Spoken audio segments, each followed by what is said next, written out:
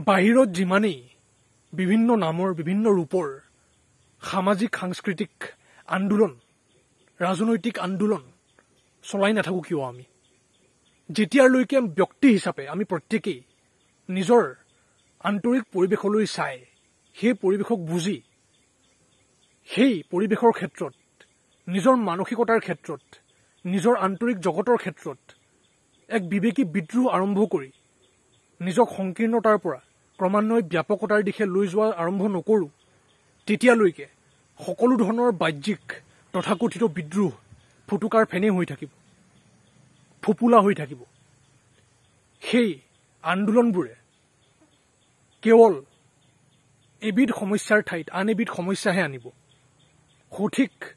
উৎকৃষ্ট সমাধান কেতিয়াও নানে বুজিব লাগিব আমি যে প্ৰকৃত বিদ্ৰোহ আমাৰ ভিতৰৰ পৰা আৰম্ভ হয় ব্যক্তি হিচাপে আমি নিজস্বতাৰে নিজৰ ভিতৰলৈ বিবেকেৰে চাই নিজক বুজিবলৈ সৎ প্ৰয়াস কৰি যেতিয়া জৰুৰী পদক্ষেপবোৰ লৈ যাম নিজৰ আন্তৰিক গভীৰতা আৰু আন্তৰিক উত্থানৰ ক্ষেত্ৰত তেতিয়াহে নিজৰ ক্ষেত্ৰত এক প্ৰকৃত সহায়কাৰী পদক্ষেপ গ্ৰহণ কৰাৰ দৰে হ'ব আৰু তাৰ লগে লগেই আমি আনৰ ফালেও সেই প্ৰভাৱ পঠিয়াব পাৰিম সেয়াহে হ'ব প্ৰকৃত বিদ্ৰোহ যি সংকীৰ্ণতাৰ পৰা ব্যাপকতাৰ দিশে লৈ যায়